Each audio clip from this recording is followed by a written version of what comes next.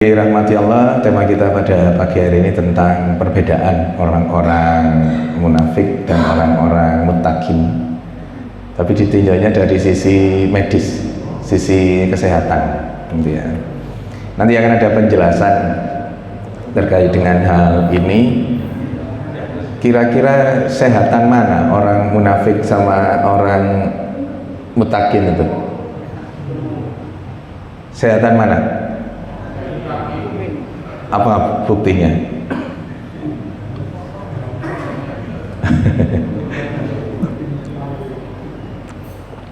Nah,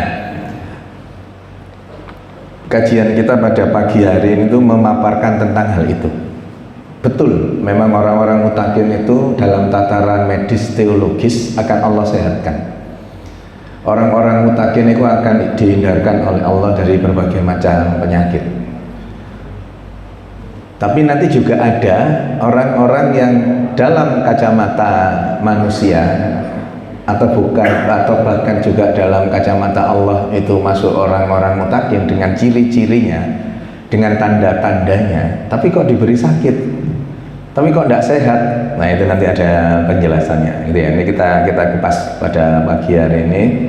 Insya Allah semoga nanti kita bisa mengambil ibrah dari itu dan kemudian kita lebih kuat lagi keimanan, keislaman, ketakwaan kita menjadi lebih kuat lagi bahwa oh benar kalau kita sholat subuh berjamaah seperti ini itu menyehatkan. Oh benar kalau laki-laki sholat di masjid itu menyehatkan. Oh benar kalau sedekah itu menyehatkan dan seterusnya. Nah, nanti akan ada korelasi yang luar biasa terkait dengan hal itu. Nah, Bapak yang dirahmati Allah, kajian-kajian yang kemudian kami sampaikan itu korelasinya selalu akan menghubungkan antara tataran medis dan tataran teologis. Jadi tataran kesehatan, tataran kedokteran disandingkan dengan apa sih yang ada di dalam Quran dan hadis-hadis sahih itu terkait dengan semua kondisi yang ada di dalam tubuh kita. Nah, ini secara menyeluruh, secara organ menyeluruh itu akan muncul nanti di perbedaan antara orang-orang munafik dan muttaqin itu. Nanti akan ada perbab-bab gitu itu juga ada. Jadi misalkan mata itu dalam tataran medisnya seperti apa, teologisnya seperti apa, penyakit mata secara kesehatan seperti apa, penyakit mata dalam koridor teologis itu apa, itu ada. Jadi nanti memang secara serial itu akan terus tersampaikan ya. Filosofi di kedokteran Islam itu yang kemudian kita pelajari dan kita sampaikan itu dasar atau basicnya itu ini. Dasarnya itu adalah fabi ayyi ala'i rabbikuma tukadziban. Dalam konteks normatif, ayat ini menjelaskan begitu banyak nikmat Allah itu. Dalam tataran medisnya, nah ini terus tugas dari kedokteran Islam, itu kemudian menjabarkan betapa banyak ayat-ayat Allah, hadis-hadis sahih itu yang kemudian merupakan sebuah kenikmatan, tetapi kita belum memahaminya secara utuh. Contoh sederhananya itu mungkin pernah kami sampaikan di sini. Hidung kita itu kenapa menghadap ke bawah? Biar tidak kena air ya, biar tidak kena keringat gitu ya. Oke, biar tidak repot-repot, tidak ruwet gitu menghadap ke bawah gitu ya. Lalu kenapa kok lubangnya dua? Ya satu aipo ruwet dua itu nanti malah gitu ya. Maka ternyata Bapak Ibu yang dirahmati Allah, Allah menciptakan kita itu proporsi wajah kita aja nggak usah yang jeroan-jeroan gitu ya. Jeroan-jeroan itu malah semakin takjub kita dengan ciptaan Allah gitu ya. Yang kasat mata saja itu komposisinya itu sedemikian sempurna. Hidung kita dihadapkan ke bawah dengan lubang hidung yang tidak satu, dua. Itu ada maknanya, ada maksudnya. Mata kita kenapa kok dua di atas gini, kok tidak di bawah? Kenapa mulut kita ini di bawah, kok nggak di atas? Kenapa telinga kita di kiri kanan dan menghadap ke depan telinga itu? Telinga itu nggak menghadap ke belakang, telinga kita itu menghadap ke depan. Kenapa kok telinga itu jumlahnya 2, mulut jumlahnya 1? Itu semua dalam filosofi kedokteran Islam ternyata bisa dibantu untuk kemudian menjelaskan dalam koridor tataran fungsi yang ada. Jadi ternyata hidung kita itu menghadap ke bawah betul untuk menghindari misalkan air, keringat dan seterusnya itu. Kemudian kenapa kok lubangnya 2? Ternyata memang Allah punya maksud dengan lubang 2 itu. Kalau lubangnya 1 jebol paru-paru kita. Karena tekanan udara di luar pada saat kemudian kita menghirup udara dengan paru-paru kita itu tidak sama. Maka jebol. Maka kemudian dibuat sekat. Sudah ada sekatnya, ada rambutnya lagi. Sudah ada rambutnya, ada bulu rambutnya lagi. Jadi rambut hidung kita itu ada bulu-bulu halusnya lagi. Itu masing-masing punya fungsi semua. Maka memang Rabbana ma khalaqta hadza batila. Enggak ada yang Allah ciptakan itu sia-sia. Komposisi wajah kita itu sangat detail dan itu menjadi bagian dari tugas lah tanda kutip ya, tugas di kedokteran Islam itu untuk menjabarkan tentang hal itu. Dan tentu Bapak yang dirahmati Allah, nggak bisa dilepaskan antara keimanan dan keilmuan itu nggak bisa dilepaskan. Yarfa'illahu alladzina amanu minkum walladzina utul ilma darajah. Allah akan meninggikan derajat ketika seseorang itu mampu memadukan antara keimanan dan keilmuan. Maka dalam konteks salah satunya keilmuan inilah semoga dengan apapun penjelasan terkait dengan kedokteran Islam itu, maka keimanan kita menjadi meningkat. Keimanan kita bahwa kemudian Allah membuat manusia secara detail, secara proporsional, secara presisi, itu nanti akan punya makna untuk meningkatkan keimanan kita, gitu ya. Jadi selalu harus mengkombinasikan hal ini, mensinergikan hal ini. Bagi yang dirahmati Allah, dalam tataran syarak gitu ya, dalam tataran bagaimana terminologi dari munafik itu secara sederhana adalah ini. Jadi memperlihatkan keislamannya, memperlihatkan kebaikannya, tapi kemudian menyembunyikan keburukannya, menyembunyikan kejahatannya. Maka kemudian disebut orang-orang munafik itu orang-orang yang bermuka dua. Ya. Bagi yang dirahmati Allah, antara kemunafikan dan kemutakinan seseorang itu bahkan bisa terjadi dalam hitungan detik. Bisa terjadi dalam hitungan detik perubahan itu. Maka penting untuk kemudian menjaga keimanan terus itu penting. Misalkan kita ngaji saat ini ya. Ngaji saat ini kan kita dalam rangka tolabul ilmi, dalam rangka untuk menjadi bagian dari orang-orang mutakin itu. Sholat subuh berjamaah, kajian dan seterusnya, itu adalah bagian dari supaya kita menjadi orang mutakin. Tapi pada waktu dan kesempatan yang sama ini, kita sangat bisa tergelincir untuk menjadi orang munafik. Gimana caranya kok bisa jadi orang munafik? Pada saat yang bersamaan kita berusaha menjadi orang mutakin ini. Ketika terus kemudian pada saat kita kajian seperti ini, kemudian ghibah, kemudian fitnah, maka di waktu yang sama itu jadi orang munafik. Maka sebegitu kuatnya tarikan antara orang-orang mutakin itu kemudian geser sedikit gitu aja jadi orang munafik. Kalau kita tidak mampu menjaga keimanan kita dengan baik, gitu ya. Jadi pada waktu yang bersamaan itu pun bisa menjadi dua orang. Makanya bermuka dua itu.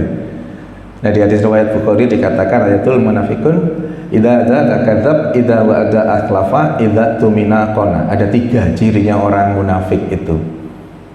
Yang pertama itu kalau ngomong itu dusta, kalau berjanji ingkar, kalau diberi amanah itu khianat. Nah, selalu seperti itu Bapak yang dirahmati Allah.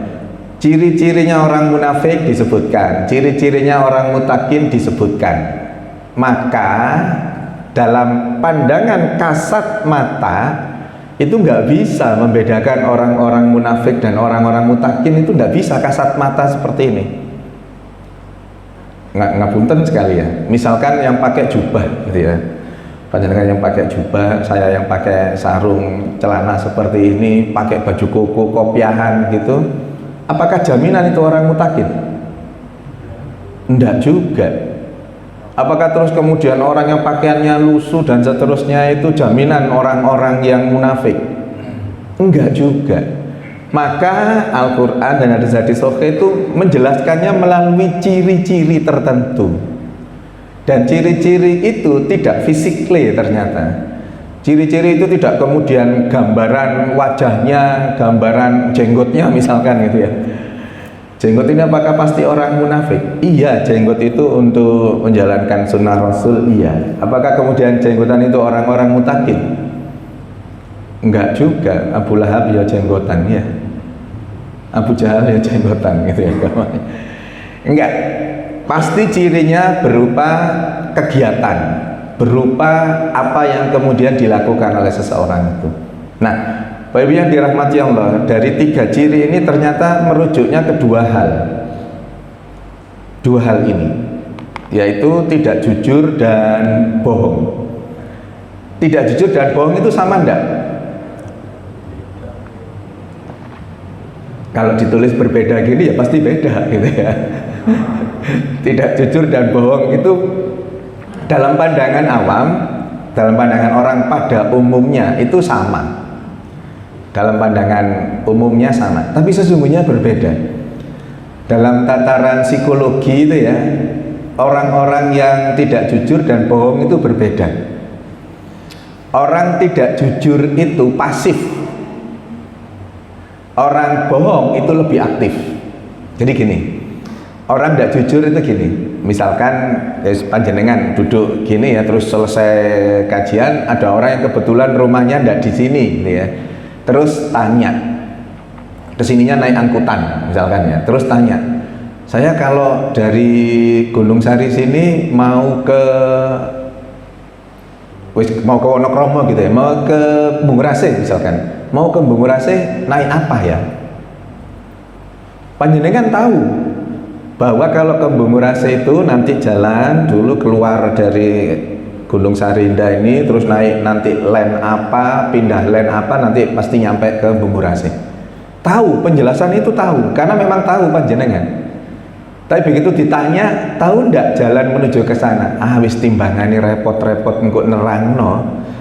Kalau ngomong tahu, nanti akan menjelaskan, dan itu butuh waktu. Begitu dijelaskan terus nanti ujungnya aku tolong ternopo nggone Gunung Sari Indah di depan perumahan itu supaya bisa langsung. Begitu diantar ke sana nanti masih berhenti memastikan bahwa lem yang jenengan sampaikan itu benar-benar ada lewat beneran, berapa biayanya dan seterusnya. Panjang. Karena panjang itu maka seseorang memilih untuk menjawab wis aku gak eruh.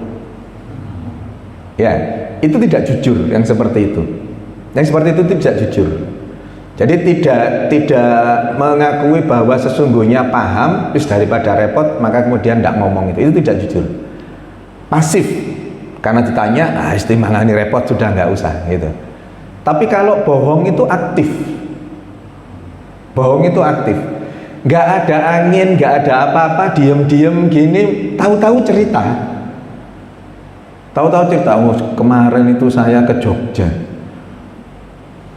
Taruhlah benar ke Jogja, terus kemudian saya sholat subuhannya itu di Jogokarian, padahal ya tidak subuhan di Jogokarian, padahal juga tidak ada yang tanya,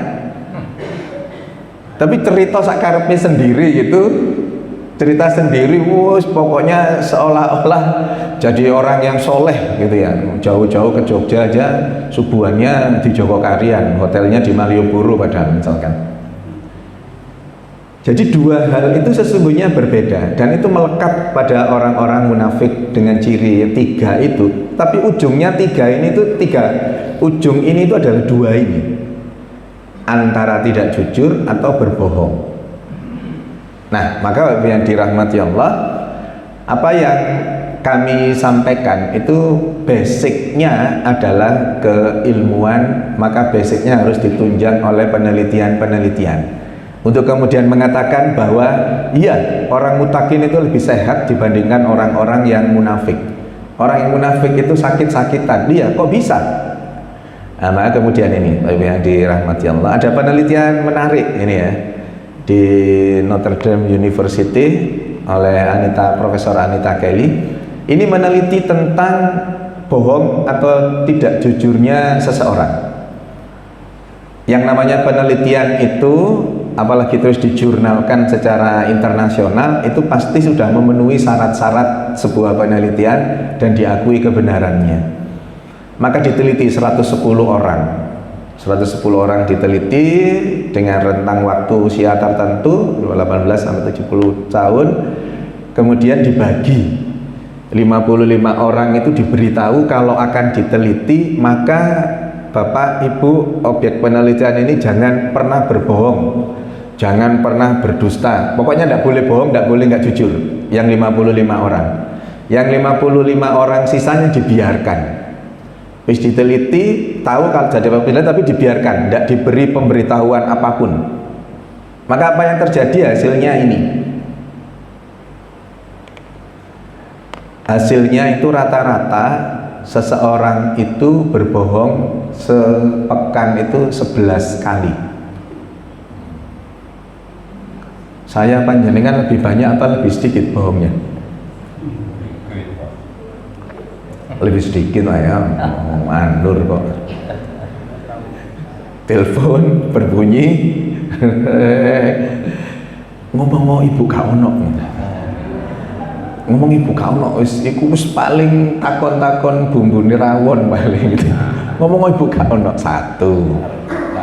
Terus kemudian belanja melijo gitu ya, belanja, kemudian ayam, beli ayam, telur lah taruhlah ya paling umum. Telur pinten 6 likur sakniki sak kilo misalkan 26.000. Apa neng kono lo selawe ewu, padahal ya ndak tahu di sana itu 25. Ya gitu ya Bu ya. Untuk supaya nawar bisa lebih murah, apa lo nggone gang sebelah itu lo selawe gitu, masa kini 6 likur. Padahal ya ndak nanya, padahal ya ndak tahu harga di sana itu 25. Tidak terasa kemudian kita berbohong, nggak terasa kemudian kita nggak jujur. Maka ternyata penelitian ini tuh membuktikan bahwa orang-orang yang pada umumnya itu 11 kali berbohong dalam satu pekan gitu. Insya Allah kalau ngaji dan sholat terus di An-Nur ini, insya Allah sepekan itu nggak ada bohongnya lah. Tapi paling tidak jujur lah. Enggak lah ya, ya tetap nggak pernah nggak jujur, tetap nggak pernah berbohong gitu ya. Nah yang menarik adalah ketika kemudian hasil penelitian itu membuktikan ini. Jadi orang-orang yang jujur itu tingkat kesehatannya secara mental 4 kali lebih bagus, secara fisik itu 3 kali lebih bagus. Loh, gimana cara ngukurnya? Indikatornya apa? Kok terus kemudian bisa dikatakan 3 kali lebih sehat gitu? Penjelasannya gini, Pak Ibu yang dirahmati Allah. Di dalam dunia kedokteran itu ada dikenal istilah, nanti panjenengan bisa browsing, 5 years survival rate. 5 YSR, kemampuan orang untuk bertahan 5 tahun ke depan dalam tataran medis itu bisa diproyeksikan, bisa diprediksikan, bisa dikira-kira. Jadi seseorang dengan kondisi tertentu saat ini 5 tahun ke depan itu bisa diperkirakan bahwa nanti akan terjadi ini. Itu yang namanya 5 years survival rate. Misalkan gini, ada seseorang usianya 55 tahun, ya laki-laki 55 tahun, tekanan darahnya 200/100, kolesterolnya 280, asam uratnya 9,2, gula darahnya 270, misalkan ya. Apes temen orang ini ya, hipertensi, kolesterol, asam urat, ya, trigliseridnya 320 gitu ya. Seperti ini dengan kondisi yang ada itu secara medis bisa diperkirakan. Kalau seperti ini terus, tekanan darahnya tidak dikontrol, kolesterolnya tidak dikontrol, asam uratnya tidak dikontrol, 1 tahun lagi orang ini akan gagal ginjal. Itu bisa diperkirakan. Loh, pemperkiraannya gimana? Tentu dengan penelitian, dengan bukti-bukti empiris bahwa orang-orang dengan kondisi seperti itu akan mengalami hal yang seperti itu. Berbanding terbalik dengan itu, seseorang yang didiagnosa penyakit tertentu itu juga ada batasan kemungkinan usianya akan tinggal sekian. Maka di dunia kedokteran itu kan gitu, kalau ada seseorang dirawat di rumah sakit gitu ya, terus masuk ke fase terminal itu sudah tidak bisa diapa-apakan, itu oleh rumah sakit malah diminta pulang. Sudah pulang saja, dirawat di rumah. Nanti ada pantangannya apa enggak, Dok? Enggak ada. Minta apapun turuti sudah. Yes. Bentang mati. Wis jalu opo ae turuti sudah. Pengen pergi kemana silahkan, selama mampu turuti itu. Enggak ada taraan makanan, enggak ada sudah. Itu artinya dalam tataran medis sudah tidak ada yang bisa dilakukan. Itu fase terminal namanya dalam bahasa medis. Tidak ada yang bisa dilakukan. Secara tataran medis pula, itu obat-obat apapun yang diberikan itu tidak menyembuhkan penyakitnya, tetapi mengurangi keluhannya. Maka diminta pulang. Misal seseorang yang menderita kanker liver misalkan ya. Kanker liver itu namanya hepatoma. Hepatoma itu kalau seseorang didiagnosa tek dari hasil pemeriksaan laboratnya, patologi anatominya hepatoma, maka usia orang ini dalam tataran medis, sekali lagi yang itu dibuktikan dengan bukti-bukti empiris, tinggal 2 sampai 6 bulan usianya. Tinggal 2 sampai 6 bulan. Nah, maka yang dimaksud dengan usia kesehatan fisik, kesehatan mentalnya menjadi 3-4 kali lebih bagus, itu adalah ketika kemudian seseorang itu didiagnosa dengan kanker liver yang notabene usianya tinggal 2-6 bulan, kalau orang itu baik, orang itu jujur, orang itu nggak banyak bohong, orang itu menjadi bagian dari orang-orang mutakin itu, oleh Allah itu usianya yang semula tadi 6 bulan menjadi 1,18 bulan, menjadi 1,5 tahun, menjadi 3 kali lipatnya.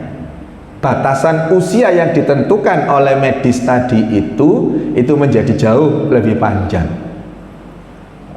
Saya punya pasien yang hepatoma, yang kanker liver ini, orangnya insya Allah baik, insya Allah menjadi bagian dari orang mutakin itu. Sekarang sudah 5 tahun menderita kanker liver itu, ditangani oleh Dr. Agus. Tahu Dr. Agus ya? Agus Ali Fauzi itu ya, yang biasanya guyon, banyak guyonnya anunya itu dan mengena itu.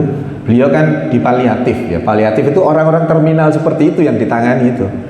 Mungkin beliau pernah cerita, pasien saya itu orang yang sudah didiagnosa semua macam-macam, tidak bisa apa-apa, itu bagiannya Dr. Agus Ali Fauzi itu.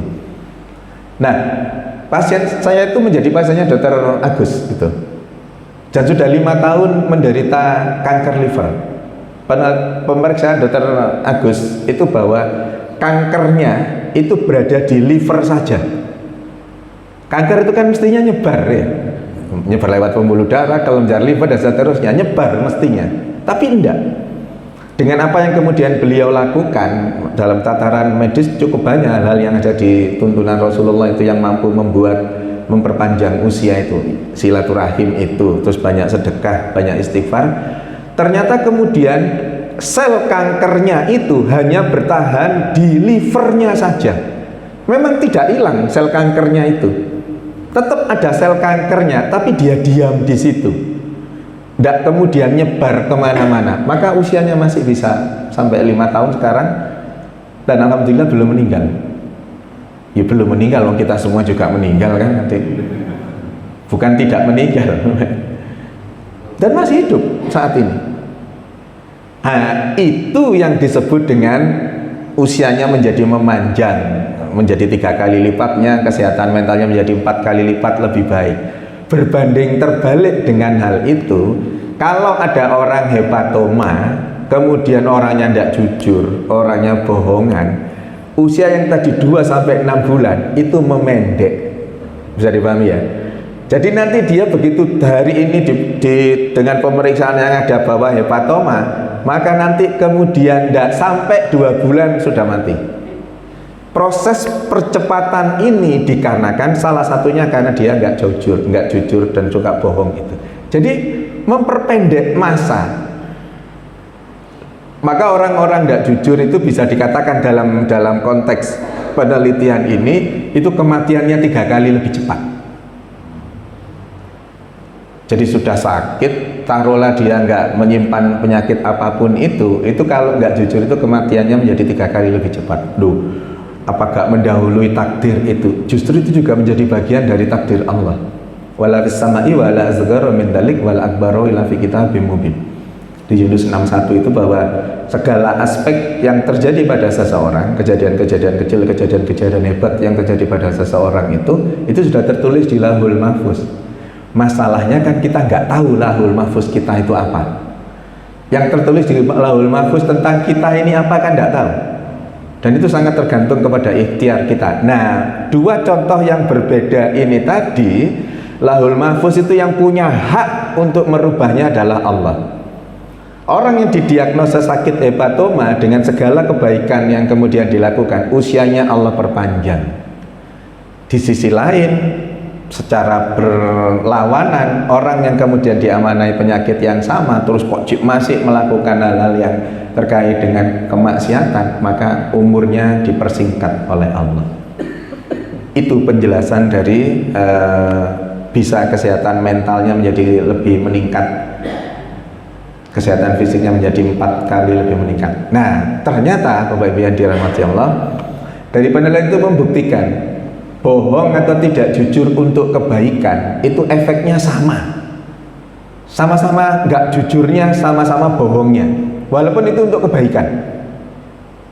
Gimana jujur atau nggak jujur atau bohong untuk kebaikan itu gimana? Misalkan jenengan tahu bahwa ada seseorang itu sesungguhnya tidak pernah sholat, tidak pernah ke masjid. Kemudian ketemu jenengan dengan seseorang yang lain, tanya, oh ternyata kenal dengan si A, gitu ya. Jenengan ketemu dengan si B, cerita-cerita bahwa oh iya kenal sama si A. Terus si B nanya, si A itu sopo andur ta? Lek sholat ya neng andur. Karena menjaga supaya si A itu baik di mata si B, maka jenengan ngomong, oh iya maghriban ku nang andur kok, subuhan nang andur, padahal ya ndak sholat. Itu kan untuk kebaikan kan, menjaga marwah seseorang gitu ya, supaya nggak jelek di mata orang, itu kan baik. Tapi ternyata itu efeknya juga jelek di tubuh kita, efeknya itu juga ndak baik. Kenapa? Karena salah satunya dari penjelasan-penjelasan yang ada ini, orang-orang yang tidak jujur itu orang-orang yang stres, orang-orang yang selalu cemas, orang-orang yang selalu tidak nyaman. Dan ketahuilah Bapak Ibu yang dirahmati Allah, orang bohong, orang nggak jujur itu, orang bohong itu harus istiqomah. Itu yang bikin stres. Ayo, jenengan kalau sudah berbohong A, gitu ya, kan harus diingat-ingat bohong itu. Jangan sampai terus kemudian berubah bohongnya itu. Maka harus istiqomah menjaga itu dan harus mengingat-ingat kan. Nah, proses berbohongnya, proses ngingat-ingatnya itu bikin stres. Apalagi kalau ketahuan mau ketahuan bohongnya itu, tambah greges semua sudah. Detak jantungnya meningkat, tekanan darahnya meningkat, detak jantungnya bertambah cepat. Kan gitu kalau orang-orang yang berbohong terus mau ketahuan bohongnya itu. Maka capek. Dan stres itulah yang kemudian nanti akan menurunkan imunitas tubuh seseorang. Pernah saya sampaikan kan, kesehatan seseorang itu tergantung kepada stres atau tidaknya. Karena 80% penyakit itu urusannya dengan stres. 80% lebih penyakit itu urusannya dengan stres. Ayo monggo lah, ayo jenengan sebut penyakit apa, nantilah urusannya sama stres. Hipertensi, stres. Serangan jantung, stres. Sesek, asma, stres. stroke, stres, nggak punya uang, stres, nah, malah penyakitnya banyak itu kalau stres. Jadi yang dirahmati Allah, ternyata dampak lain yang diteliti oleh Dr. Yoga Pramita ini menunjukkan hal itu, gitu ya. Nah, ini yang menarik, meningkatkan resiko kanker. Sakit kepala itu pastilah orang bujukan itu pusing terus memang, karena akan memproduksi bujuan-bujuan berikutnya. Oh iya kan, akan memproduksi kebohongan-kebohongan berikutnya kan, orang kalau sudah berbohong itu. Berbohong kalau anaknya diterima di FK UNER misalkan ya, ternyata diterimanya itu di ekonomi UNER gitu ya, tapi sudah cerita kalau anak saya akan masuk ke FK gitu ya, ceritanya masuk ke FK, terus ditanya di FK UNER berapa SPP-nya, bingung, bujuk, tahun saiki 20 juta, 25 juta per semester. Loh, kemarin itu family saya masuk katanya 20 juta. Ya bingung misalnya sudah. Loh, ternyata bujuknya keleben 5 juta. Terus gitu, kuliahnya di nopo, bujuk mana? Kos neng di bujuk mana? Capeknya luar biasa. Bapak yang dirahmati Allah, hal itu meningkatkan resiko untuk kanker. Loh, kok bisa? Tubuh kita ini secara umum punya sel kanker. Saya panjenengan itu semua punya sel kanker, punya potensi kanker. Tetapi ketika imunitas seseorang itu bagus, ketika kemudian orang itu menjadi bagian dari orang-orang yang mutakin itu, sel kankernya itu berhenti ya sebagai sel saja, potensi sel kanker saja, tetapi kemudian dilindungi oleh tubuh kita dengan imunitas yang tinggi, dia tidak bergerak. Ibaratnya di ruangan gitu, sel kanker itu di pojokan situ, sudah tidak gerak kemana-mana. Tapi begitu imunitas tubuh kita itu turun pada kondisi-kondisi tertentu, kemudian itu membuat si sel kankernya tadi itu leluasa bergerak, maka muncullah resiko kanker itu menjadi tinggi. Maka terus kemudian bermunculan, ada benjolan di sini, benjolan di sana dan seterusnya. Tentu itu sesuai dengan apa yang dilakukan oleh seseorang itu. Mohon maaf, misalkan ibu-ibu itu sama bapak-bapak sama punya potensi kanker itu. Ketika ibu-ibu kemudian tidak mau menyusui, wis ribut dengan nanti kalau saya menyusui nanti, mohon maaf ya, terus jadi kelihatan tidak menarik payudaranya, kalau saya nyusui nanti ribet dan seterusnya. Apa resiko yang kemudian muncul? Resikonya kanker payudara. Korelasinya itu, walaysa lil insan illa masya Allah, akan memberikan sesuatu itu ya sesuai dengan apa yang dilakukan.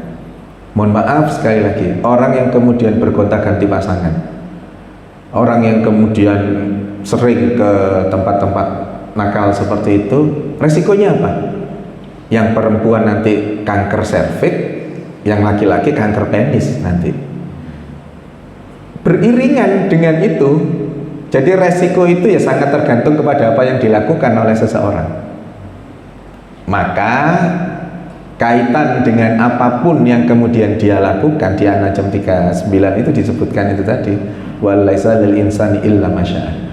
Apakah kemudian orang-orang yang munafik itu punya resiko obesitas ini? Iya, punya resiko obesitas. Sama, bahwa kita ini punya kecenderungan obesitas itu tinggi. Tapi itu tadi ditekan oleh berbagai macam hal, oleh imunitas tubuh kita, karena kebaikan-kebaikan kita, karena ketakwaan kita itu.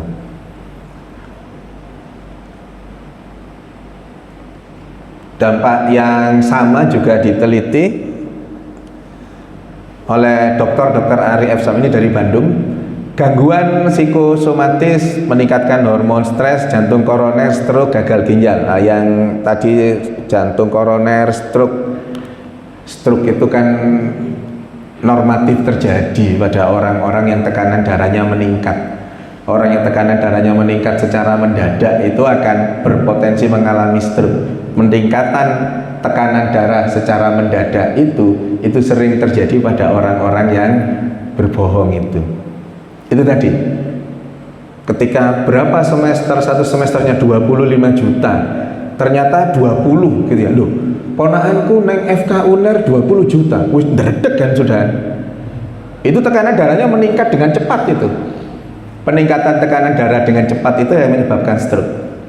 Pembuluh darah di jantung itu besar dan tebal, pembuluh darah di otak itu kecil dan tipis. Diteruskan ke sana tidak kuat pembuluh darah di jantung, di otaknya, maka pecah, stroke, jebol, terjadilah stroke. Stroke itu ada dua macam, karena pecahnya pembuluh darah dan karena sumbatan. Dua-duanya gara-gara tidak menjalankan apa yang di Quran dan hadis-hadis sahih.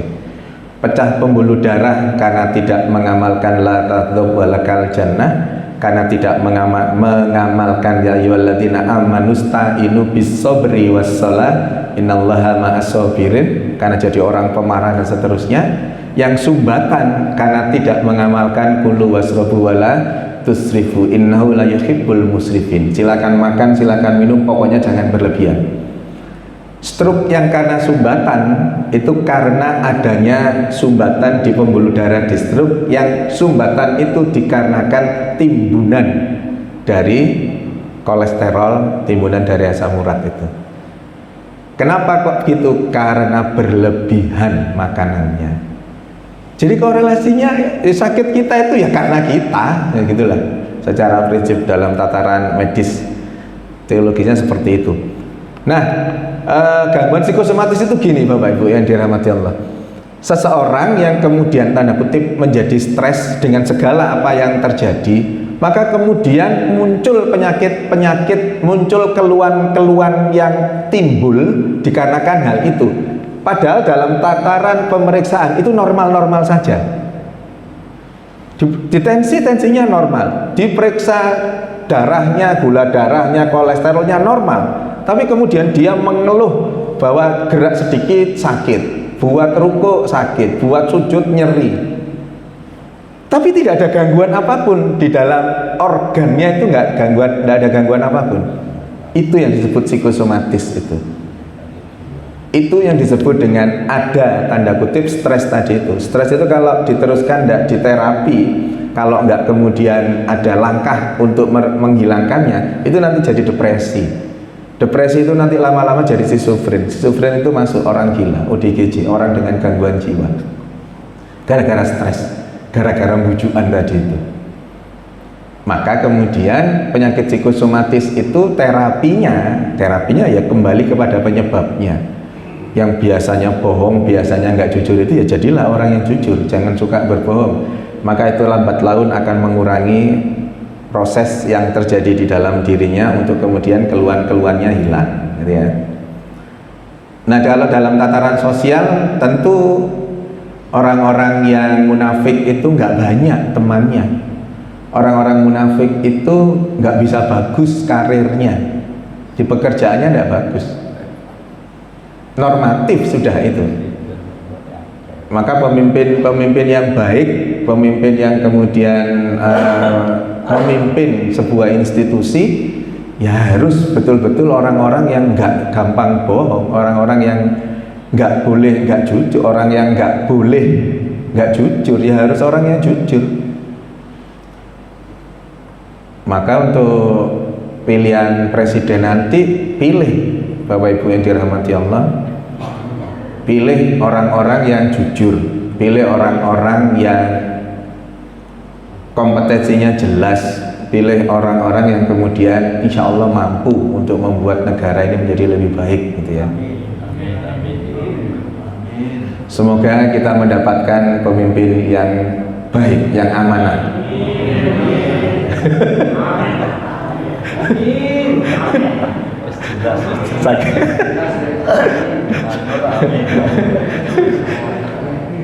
Saking menghindarnya sama amin, ghairil maghdubi alaihim waladdallin. Saking menghindarinya tuh gitu namanya. Masya Allah. Ya. Kemarin saya berkesempatan untuk menghadiri diskusi publiknya Prabowo dan Gibran. Ya. Tapi kelihatannya Gibrannya diare mules gitu, jadi nggak datang. Akhirnya Prabowo saja yang datang. Sebenarnya saya juga diamanai bertanya gitu ya, tapi waktunya udah cukup gitu ya. Akhirnya Pak Prabowo saja yang datang. Ya mungkin diare dia Gibrannya. Jadi jangan gitu tak. Kan sekolahnya di Australia ya.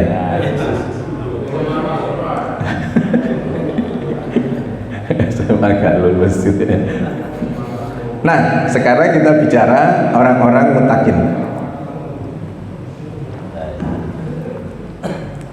Orang-orang mutakin sederhananya, orang-orang yang bertakwa, ya definisi takwa itu gampangannya menjalankan apa yang diperintahkan, menjauhi apa yang dilarang. Sederhana seperti itu. Maka kami sering mengatakan orang-orang mutakin itu orang yang sehat, saudara. Orang mutakin itu pasti orang yang sehat. Gitu. Amin. Loh, kenapa? Loh, secara definisi saja menjalankan apa yang diperintahkan, menjauhi apa yang dilarang. Maka dalam konteks medis pun sama. Kalau menjalankan apa yang diperintahkan dan menjauhi apa yang dilarang, ya pasti sehat lah seseorang itu. Dan lebih hebatnya lagi, ternyata tadi kami sampaikan ciri-cirinya orang munafik atau mutakin itu penjabarannya dalam perilaku, dalam sikap, dalam tindakan. Maka di Ali Imran 134 contohnya, salah satu contoh atau ciri orang-orang yang mutakin itu ada 3 ini. Alladzina yunfiqunna fis sarra'i wad dharra wal kadhiminal ghaidh wal 'afina 'anil nas. Ada 3 ciri ini. Orang yang menginfak sedekahkan hartanya di jalan Allah saat lapang maupun sempit, orang-orang yang mampu menahan amarah, dan orang-orang yang mampu memaafkan kesalahan orang. Kalau kemudian 3 ciri ini ada, menjadi orang-orang yang sabar, ada 3 aspeknya ini. Nah, ada konsistensi, ada keistiqomahan, ada kesabaran, dan ada keikhlasan. Maka 3 hal inilah yang kemudian ternyata pada tataran kesehatannya menjadikan orang itu sehat. Keistiqomahan itu kalau kita akan melakukan sesuatu, misalkan olahraga misalkan ya, olahraga yang kemudian dilakukan rutin istiqomah, itu ujungnya akan sehat. Berbeda dengan yang dilakukan sewaktu-waktu saja. Dan itu stres tadi itu kaitan nomor satunya, penyebab stres itu nomor 1 apa? Penyebab stres itu nomor satunya kalau amin gak kepilih gitu. Penyebab stres nomor 1 itu dalam berbagai macam penelitian itu nomor satunya mesti masalah ekonomi, masalah uang nomor satunya. Nomor 2, nomor 3-nya bisa berbeda-beda. Ada yang masalah keluarga, ada yang masalah pekerjaan. Itu ada yang nomor 2, ada yang nomor 3, bolak-balik seperti itu. Tetapi secara prinsip itu masalah ekonomi, masalah pekerjaan atau masalah keluarga. 3 besarnya itu. Dan Islam mengatur sangat baik kan masalah ekonomi itu. Berkaitan dengan riba mungkin ada penjelasan. Tapi bagi personality kita, penyikapan terhadap uang itulah yang menyebabkan seseorang itu stres atau tidak. Kira-kira stres mana? Orang punya uang 100 juta dengan orang punya uang 10 juta. Stresan mana?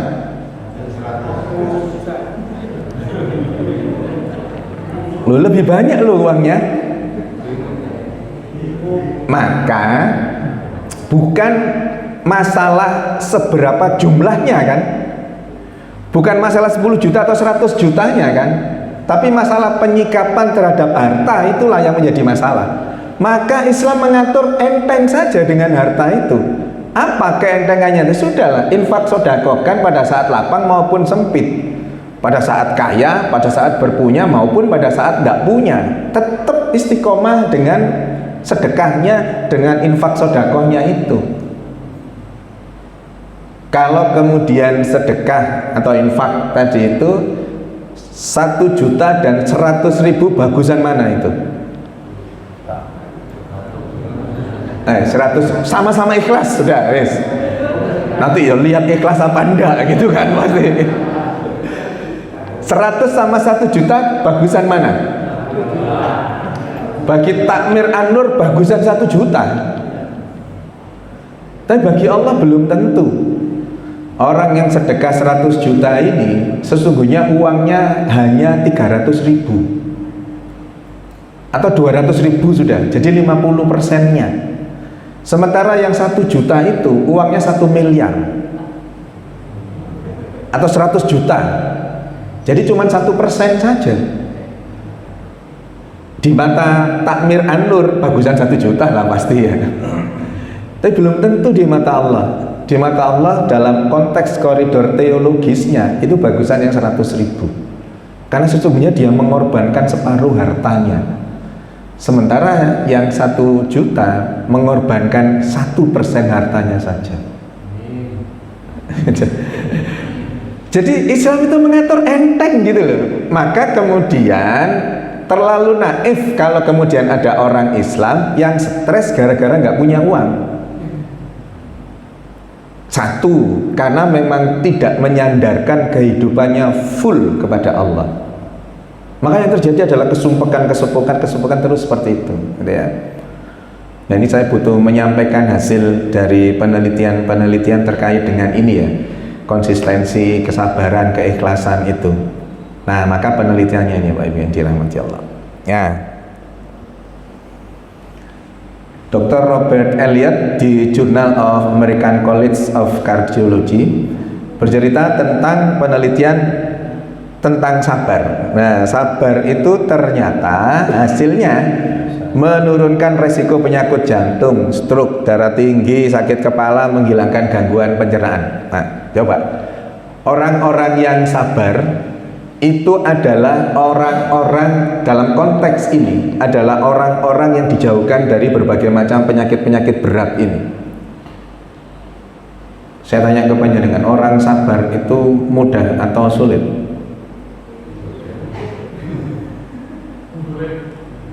Ayo, mudah apa sulit? Sulit ya? Kata Allah, ana inna dzanni bi abdi bi. Kata Allah, aku itu ada dalam persangkaan hambaku. Jadi sabar itu sulit atau mudah?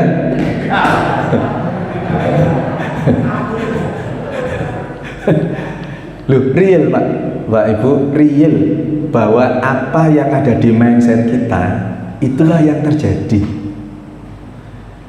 Jadi kalau kita ini sering memindset, taruhlah gini sudah, Masjid An-Nur waktu dibangun, jenengan punya optimisme enggak? Bahwa jadi semegah ini, jadi senyaman ini gitu. Waktu bangun awalnya itu pasti insya Allah bisa ini, mampu kita. Maka ya itu yang kemudian Allah munculkan. Maka ya itu yang kemudian terjadi. Dalam bahasa psikologinya afirmasi namanya. Apa yang kemudian ada di benak kita itulah yang kemudian terjadi. Maka kalau sejak awal kita memindsetkan bahwa sabar itu sulit, yang terjadi nanti adalah kesulitan untuk berlaku sabar itu.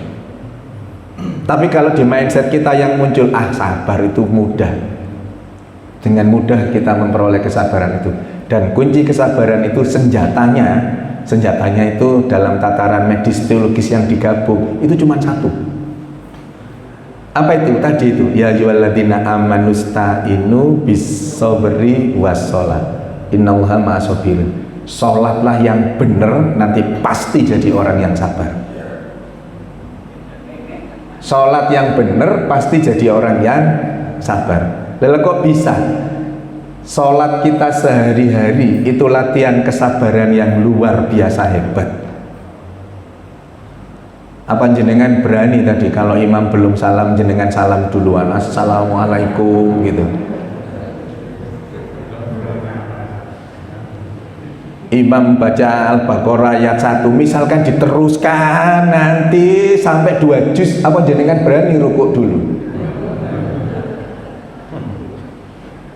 Saat imamnya Ar-Rahman Allamal Quran, apa berani jenengan terus kemudian mengeluh, wadah iki dawa iki wis 78 paling kok Fabi Ayi sing pertama paling rukuk paling. Latihan kesabaran yang luar biasa, dan itu dilakukan 5 kali paling tidak pada saat terus kemudian kita sholat berjamaah itu. Maka ternyata di balik sholat yang luar biasa itu latihan kesabaran yang sangat hebat. Maka wajar kalau terus kemudian ayat itu mengatakan bahwa antara sabar dan sholat itu satu rangkaian. Dan kenapa kok sabar yang di depan, bukan sholat yang di depan? Dan kemudian Allah membersamai orang yang sabar, bukan membersamai orang yang sholat. Makna implisitnya adalah secara medis teologisnya itu, sabar itu adalah produk dari sholat yang baik. Begitu Allah ngomong sabar akan dibersamai oleh Allah, artinya itu Allah membersamai orang yang sholat dengan baik.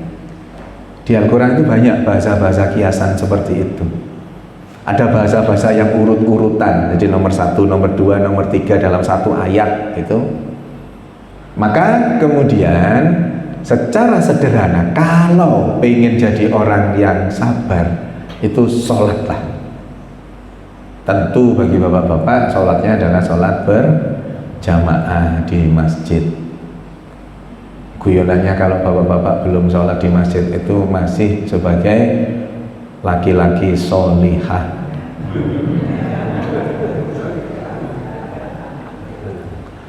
Jadi sholatnya kalau belum di masjid belum sholih ya, jadi masih sholihah, sholatnya di rumah.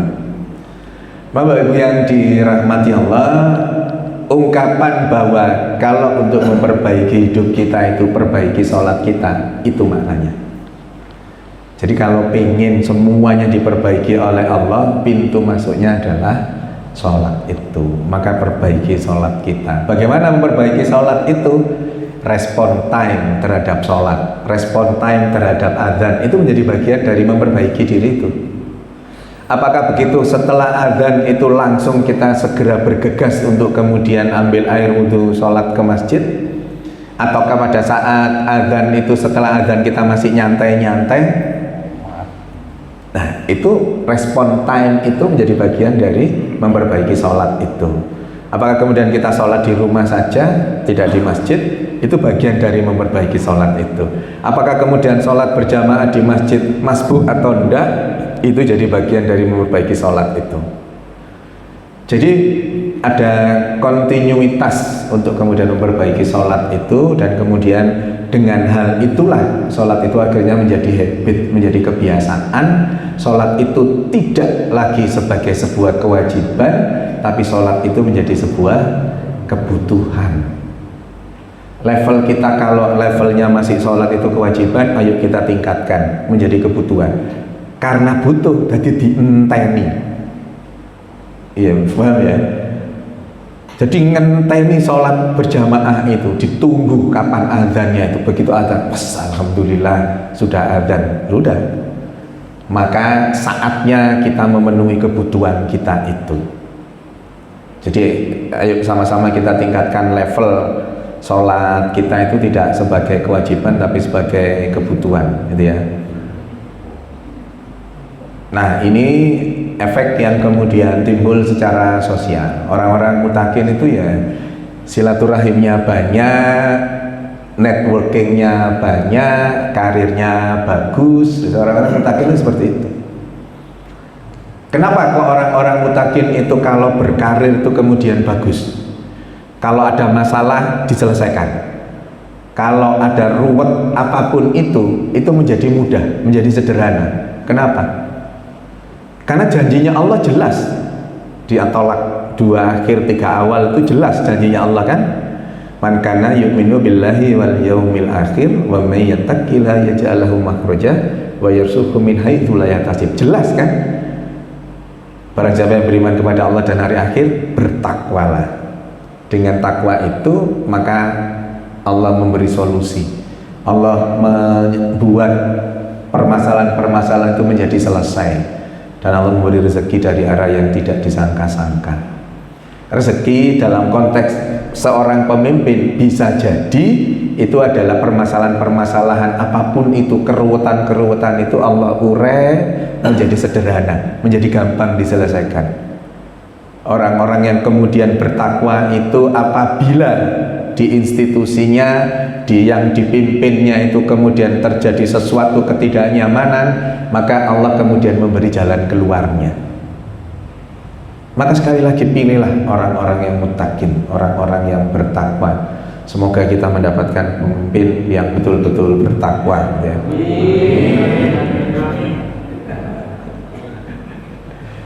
Jadi Bapak yang dirahmati Allah, alhamdulillah sudah 1 jam kita, ya. Tidak kerasa 1 jam. Jenengan yang tidak kerasa, saya yang kerasa. Ya, Bapak yang dirahmati Allah, ternyata kita jadi bisa menjawab sekarang. Orang-orang munafik dan orang mutakin itu sehatan mana? Pasti sehatan orang mutakin. Maka tinggal ada 2 pilihan dalam kehidupan kita. Kita mau menjadi bagian dari orang yang mutakin atau menjadi bagian dari orang yang munafik itu. Tentu kita berikhtiar sekuat hati kita, sekuat tenaga kita, sekuat pikiran kita untuk menjadi bagian dari orang-orang yang mutakin. Langkah awal untuk menjadi orang yang mutakin berdasarkan 3 ciri di surat Ali Imran tadi itu, mudahkanlah diri kita ini untuk bersedekah. Buatlah hati kita itu, pikiran kita itu, jiwa kita itu gemar untuk bersedekah, berapapun nilainya. Yang penting ikhlas. Walaupun banyak tidak apa-apa, yang penting ikhlas. Dan istiqomah biasanya gitu ya, istiqomah rutin. Tiap subuh 10.000 itu jauh lebih baik dibandingkan hanya pada saat Jumatan saja 5.000. Jadi ikhlas, banyak tidak apa-apa, dan istiqomah. Sederhana. Nah, kalau sederhana seperti itu kan butuh effort, butuh sumber daya kan, butuh punya uang kan untuk bersedekah itu. Maka ada yang tidak butuh uang untuk kita menjadi bagian dari orang-orang yang dihindarkan oleh Allah dari berbagai macam penyakit. Apa itu? Banyak istighfar. Wa ma kana Allahu mu'adzibahum wa hum yastaghfirun. Di Al-Anfal 33 itu. Bahwa Allah tidak akan mengazab seseorang ketika orang itu beristighfar. Penyakit itu azab enggak? Menjadi bagian dari salah satu azab Allah itu penyakit itu. Maka orang-orang yang banyak beristighfar itu akan dijauhkan oleh Allah dari penyakit apapun itu. Maka perbanyak istighfar kita. Rasulullah aja 70-100 kali, masa iya kita kurang dari itu? Pada Rasulullah maksum, dijamin masuk surga, dihindarkan dari kesalahan aja masih 100 kali, ya. Itu yang bisa saya sampaikan, Bapak Ibu yang dirahmati Allah. Barangkali ada yang mau ditanyakan, silakan. Monggo, Ustaz.